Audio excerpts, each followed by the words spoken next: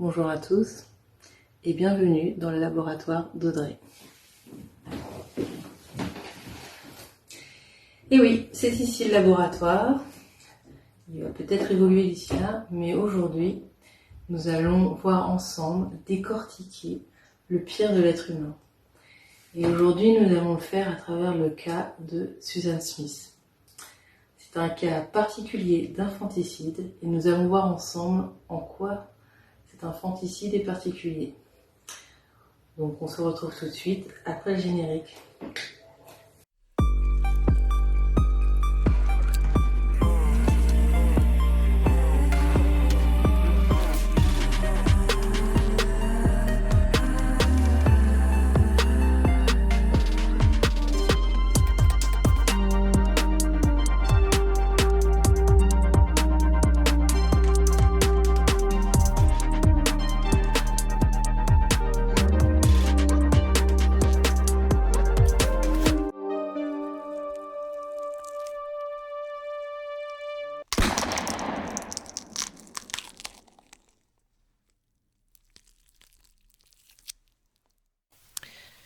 Suzanne, je voudrais vraiment tomber amoureux de toi. Tu as plusieurs qualités attachantes et je pense que tu es une personne formidable. Mais comme je te l'ai déjà dit avant, il y a quelque chose à ton propos qui ne me va pas. Et oui, je parle de tes enfants. Alors, l'affaire se déroule donc aux États-Unis, plus précisément en Caroline du Sud, dans la ville de Union. Les faits se déroulent le 25 octobre 1994, le matin, entre 8h et 9h. Tout débute par une jeune femme qui se prénomme Susan Smith, qui se retrouve dans un endroit qu'elle ne connaît pas très bien, car elle n'y est jamais allée, même si c'est pas très loin de là où elle habite, dans la ville d'Union. Elle est à côté d'un lac, le lac John D. Long, et elle semble paniquée. Et elle commence à aller dans le voisinage pour frapper aux portes et demander de l'aide. La dame qui lui répond va lui conseiller d'appeler la police. Elle lui explique donc les faits qui sont les suivants. Alors qu'elle partait en voiture avec sa Mazda, avec ses deux enfants, son fils le plus grand qui s'appelle Michael, il a 3 ans. Le second s'appelle Alexander, il a 1 an. Elle allait déposer ses enfants à l'école, enfin plus précisément Michael parce qu'Alexander est trop jeune pour aller à l'école, mais elle ne pouvait pas laisser Alexander seul. Elle est une mère divorcée et qu'il n'y avait personne d'autre pour garder Alexander à la maison. Donc elle était partie avec ses 2 enfants à l'école. Elle s'est arrêtée à un feu rouge et lorsqu'elle s'est arrêtée, un homme est apparu, l'a menacée et est monté de force dans le véhicule. Il a forcé Suzanne à l'amener en voiture jusqu'au lac John D. Long et arrivé à cet endroit, il l'a forcée à descendre en la menaçant toujours et est parti avec la voiture et les 2 enfants à l'arrière. C'est pour ça qu'elle est complètement paniquée, ce qu'on peut tout à fait comprendre. Quand un inconnu vous accoste avec des menaces et qu'il vous prenne vos enfants en plus de la voiture, on n'est pas très bien. C'est à ce moment-là que l'enquête va débuter. L'enquête débute donc par le témoignage de Suzanne. Suzanne est la seule qui peut témoigner de qui a enlevé ses enfants et de comment se sont déroulés les faits. Please let me take them. And he said no, he didn't have time because they were in car seats and it was going to take time for me to get them out of the car seat. And they just told me, he said, but I won't hurt them. And he just took off. But he had a gun, and my big thing is they were screaming, hollering, crying, and I'm just scared that he just lost his patience. Elle dépeint d'abord un portrait roublé de l'homme. Il s'agit donc d'un homme de peau noire, d'âge moyen. Il a une casquette noire, il porte une chemise foncée, un jean et une veste écossaise. C'est assez détaillé sur la façon dont il est habillé, comparé au visage de l'homme, mais en même temps, elle est restée assez longtemps avec lui pour pouvoir faire attention à ce genre de détails. Et après, le traumatisme peut faire qu'elle ne se souvient peut-être pas les détails du visage. Peu importe, c'est ce qu'elle a témoigné à ce moment-là en ce qui concerne le portrait web, qui est d'ailleurs diffusé par les médias. C'est à partir de ce moment-là que les forces de l'ordre ont été déployées pour retrouver les enfants. La ville d'Union a été fouillée, plusieurs endroits alentours, dont le lac de John Geelong, mais rien n'a été retrouvé. On ne sait pas si les enfants sont encore en vie. Bien que les recherches continuent pour retrouver les enfants, l'enquêteur principal se pose beaucoup de questions et commence à douter du témoignage de Susan Smith. Pour plusieurs raisons, on va dire, mais principalement sur la cause du déroulement des faits. Ce qui va finir de mettre le doute aux policiers, c'est la description du déroulement de l'enlèvement. Suzanne va expliquer qu'elle était à un carrefour qui est passé au rouge au moment où elle s'avançait et que de ce fait, elle a dû s'arrêter et que c'est à ce moment-là qu'elle s'est fait carjacker. Mais que malheureusement pour elle, il n'y avait personne. Personne pour témoigner et personne pour l'aider. Sauf que ça pose un énorme problème, car sur ce fameux carrefour que Suzanne décrit, ce sont des feux particuliers. En effet, ce sont des feux avec une technologie qui à l'époque existait déjà, à savoir que lorsqu'il n'y a pas de circulation dans le sens opposé, enfin dans le croisement plutôt, le feu ne se déclenche jamais. Il reste ouvert, sauf s'il y a une voiture qui arrive sur la droite ou sur la gauche et qui pourrait gêner le passage. Tant qu'il n'y a pas de gêne, s'il n'y a personne, le feu ne passe jamais au rouge. Ce qui contredit très fortement le témoignage de Suzanne qui n'en dément pas. Mais il n'y a pour l'instant aucune preuve et nous n'avons toujours pas retrouvé les enfants, malgré les fouilles. Et de son côté, Suzanne continue à demander de l'aide et à accuser ce ravisseur d'avoir enlevé ses enfants. Et elle va jusqu'à faire des témoignages avec son ex-mari devant les caméras de télévision pour supplier le kidnappeur de lui rendre ses enfants sains et saufs, en expliquant que ses enfants sont toute sa vie. Most of all for them, and that they are being taken care of, and that they are safe, and that they will return home safely. I want to say to my baby that your mama loves you so much, and your daddy and his whole families love you so much. And you guys have got to be strong because you are, I just know, I just feel in my heart that you're okay, but you got to take care of it.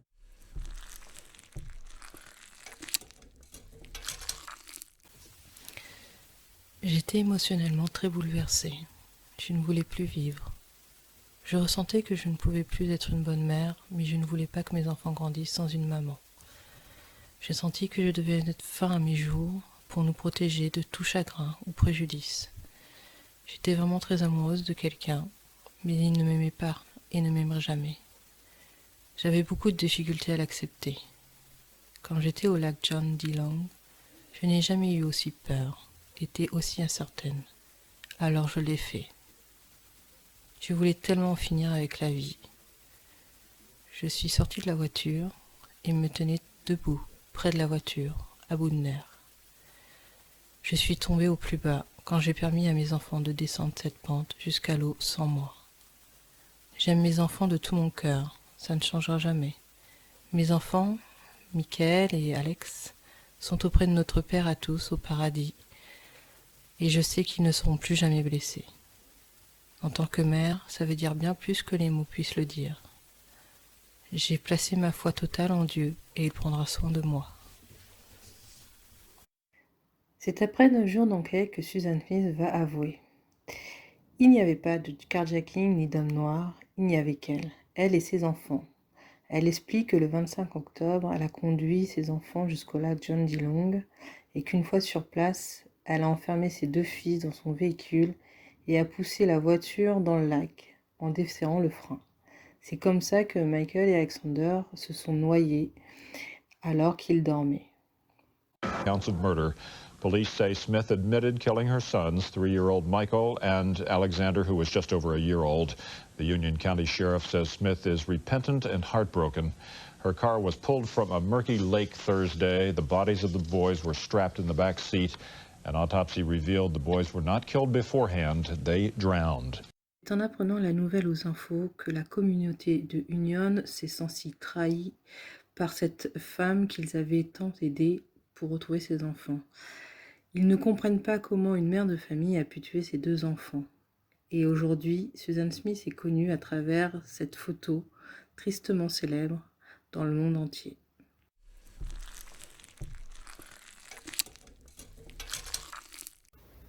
Le 19 juillet 1995, soit moins d'un an après les faits, va s'ouvrir le procès contre Susan Smith pour son double infanticide.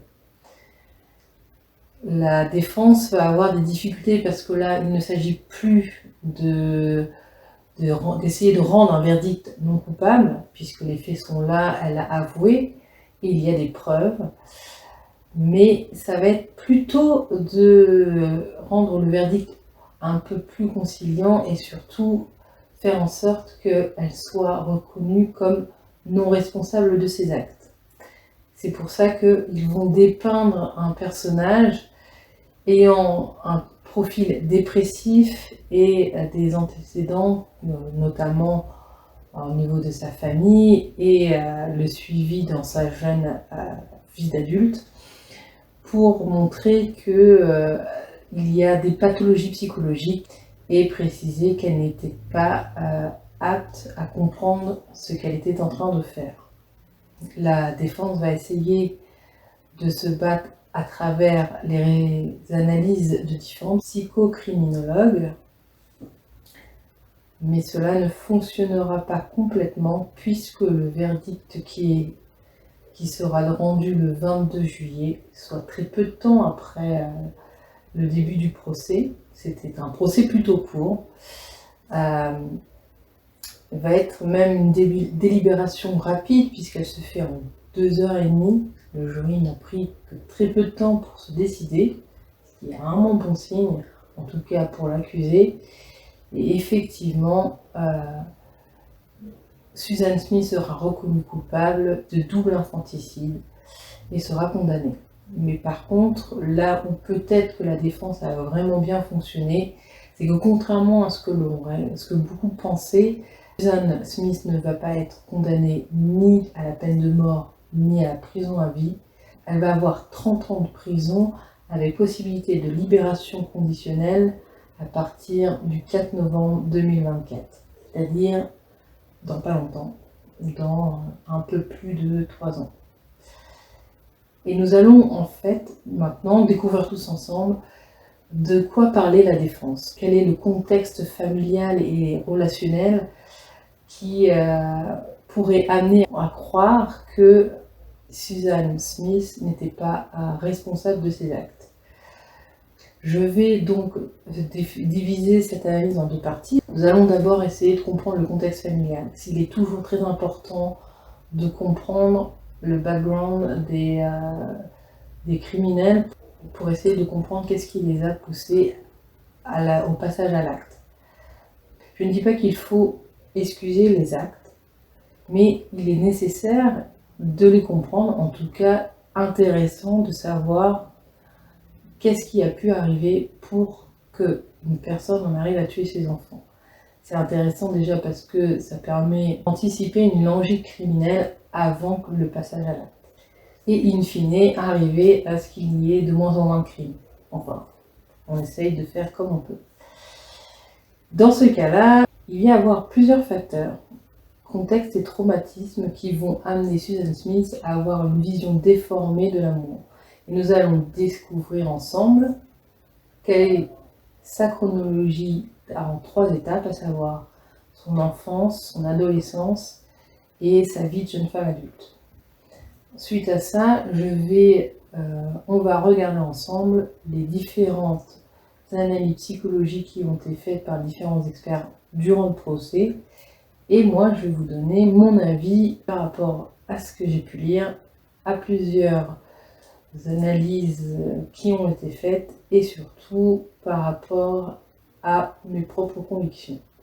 Ce ne sont que des convictions personnelles, cela ne reflète pas du tout la réalité, mais c'est une chaîne dans laquelle je donne une opinion qui ne représente pas une réalité.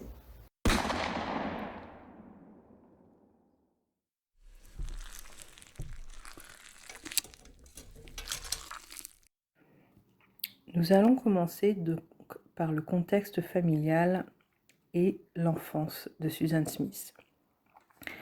Elle est née le 26 septembre 1971 à Union.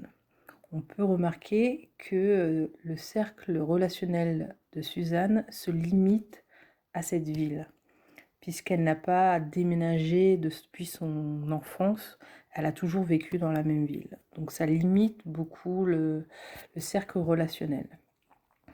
Elle est la fille de Linda et Harry Vaughan. Elle est la plus jeune et l'unique fille d'une fratrie de 3.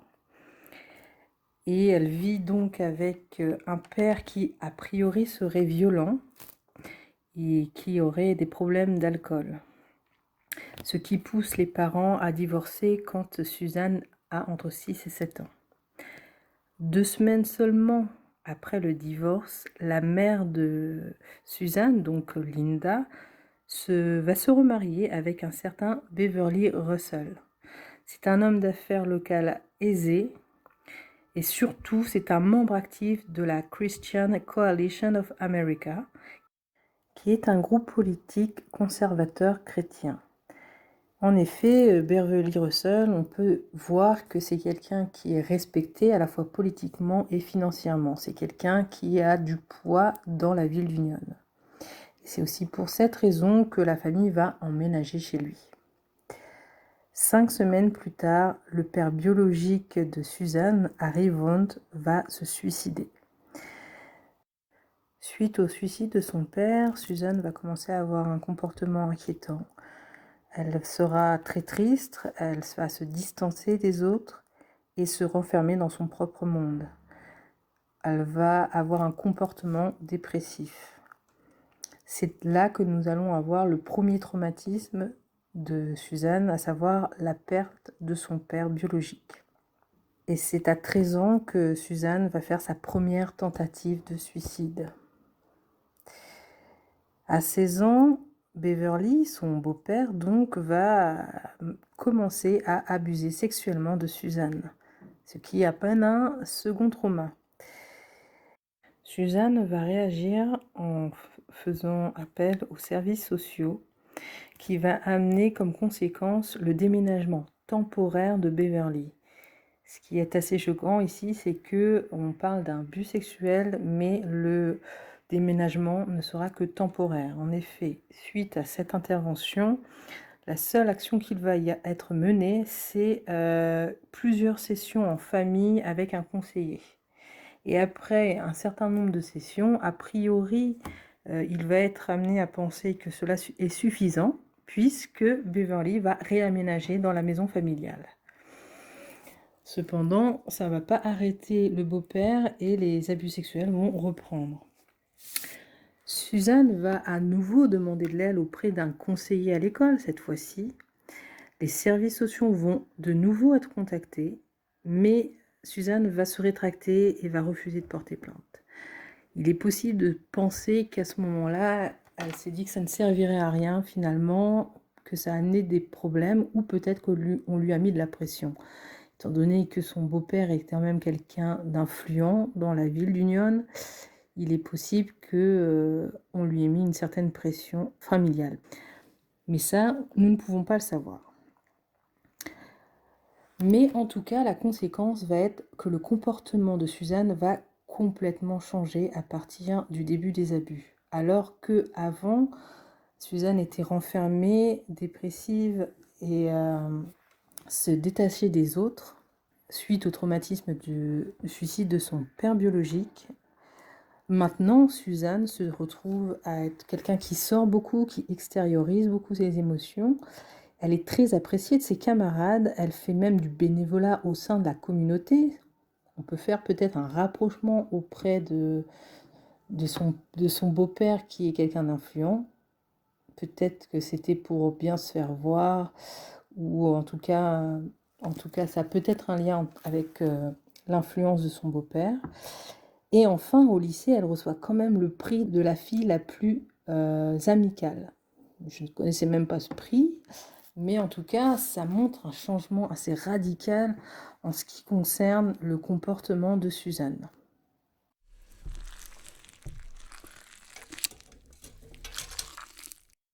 Nous allons passer maintenant à son adolescence. Alors, dès 1988, Suzanne va travailler. Elle va travailler dans le supermarché local qui s'appelle le Winn-Dixie. Et en 1989, après avoir obtenu son bac, Suzanne, elle va commencer une relation avec 2 employés de ce supermarché, dont un homme marié. Elle va tomber enceinte de l'une de ces relations, mais va avorter. Suite à cet avortement, l'homme marié va rompre avec Suzanne. Suzanne va faire une seconde tentative de suicide en avalant du Tylenol et de l'aspirine. Elle va être sauvée, mais on peut associer ce rejet à son 3e traumatisme. On comprend alors que Suzanne, à son adolescence, est très active sexuellement. Elle a des relations sexuelles avec un homme marié plus vieux, un homme plus jeune, c'est donc ses 2 collègues, mais aussi elle continue d'avoir des relations sexuelles avec son beau-père, donc avec Beverly.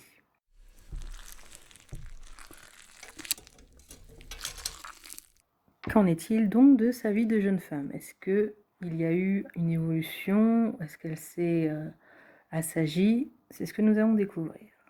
Donc Suzanne débute une relation avec David Smith, son supérieur au Winn-Dixie. C'est un collègue qui est déjà marié, mais il va quitter sa femme pour vivre avec Suzanne. Le 15 mars 1991, Suzanne va tomber enceinte de Michael, son premier enfant, et ils vont se marier. Leur mariage sera rythmé de multiples séparations dues à des accusations mutuelles d'infidélité. Pendant les séparations, Suzanne va sortir avec son ancien petit ami. Et de son côté, en juin 1993, David se trompera sa femme avec une collègue. Il expliquera qu'il se sentait seul et que Suzanne était distante avec lui. Le 5 août 1993, Alexander va naître. Suzanne et David vont se réconcilier via cette naissance et David va retourner au foyer familial.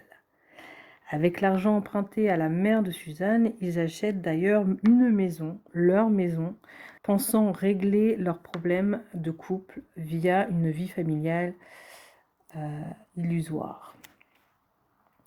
Un mois après la naissance d'Alexandre, David quitte sa femme. Comme quoi, ça ne sert à rien de s'acheter une maison pour faire croire qu'on est une famille heureuse, ça ne marche pas à tous les coups. En 1993, Suzanne trouve un autre emploi dans un autre magasin. Effectivement, travailler au Winn-Dixie, étant donné que son ex-conjoint est son patron là-bas, ça me paraît compliqué. Donc, elle décide de changer de magasin et elle travaille au Conso Product Co. C'est une des plus grosses sociétés de la ville d'Union et là-bas, elle passe de comptable à secrétaire exécutive du président. En janvier 1994, elle sort avec le fils du président de la Conso Product Co, qui s'appelle Tom Finlay. Si vous avez bien fait attention, Tom Finlay, on l'a aperçu, ou plutôt on l'a entendu juste avant, au début de l'épisode, puisque je vous ai passé un texte. Ensuite, au printemps, Suzanne et David se remettent ensemble. Cependant, elle ne quitte pas Tom Finlay. Quelques mois plus tard, Suzanne demande le divorce officiel. Donc Suzanne et David sont légalement séparés. Ils ont divorcé. En septembre, Suzanne se met en couple avec Tom Finlay. Cependant, en octobre, le fameux Finlay envoie la fameuse lettre que je vous ai donc dictée au début, lui précisant qu'il ne veut pas d'elle parce qu'il ne veut pas de ses enfants et la quitte. Et ce qu'il faut aussi retenir, c'est que tout au long de ces relations tumultueuses, Suzanne Smith continue d'avoir des relations sexuelles avec son beau-père Beverly. Ce qu'on peut observer sur toute la vie de jeune femme de Suzanne, c'est que ses relations avec les hommes n'a fait qu'empirer depuis le début de son adolescence. Elle est tout le temps avec des relations complexes et multiples, et on pourrait même dire souvent des relations toxiques.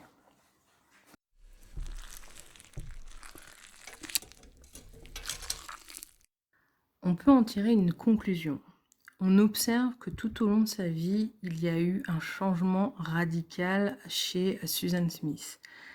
Elle a eu une enfance de jeune fille très renfermée, qui ne s'ouvrait pas aux autres et dépressive. Puis, à partir de son adolescence, et a priori, on peut associer ça aux abus sexuels de son beau-père Beverly, Suzanne est devenue quelqu'un d'extraverti, qui se lie d'amitié facilement, qui, en tout cas, se tourne vers les autres, mais surtout multiplie les relations avec les hommes. Est-ce un besoin d'aimer pour compenser sa dépression et son manque d'amour? On peut associer ça au fait que son père se soit suicidé et qu'elle ait ressenti ça comme un abandon, et que la peur de l'abandon l'ait poussée à multiplier les conquêtes.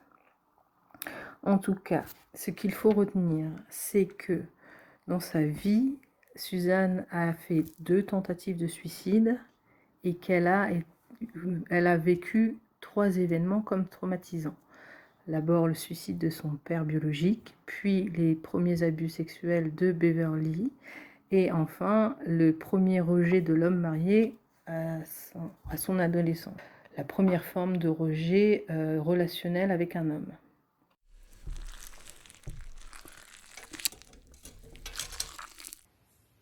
Voilà, vous avez tous les éléments en main.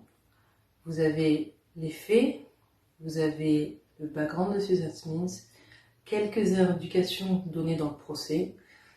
Maintenant, il va falloir découvrir quel est le réel profil psychologique de Susan Smith qui fait qu'aujourd'hui, c'est une femme enfermée en prison pour infanticide. Si vous voulez réellement savoir quels sont les profils psychologiques de cette femme et qu'est-ce qui fait d'elle une tueuse d'enfants, de ses propres enfants, il va falloir voir tout ça dans le second épisode. Je vous retrouve donc bientôt. Surtout, n'oubliez pas de vous abonner pour être sûr de ne pas louper la suite. Et on se retrouve en seconde partie. Au revoir!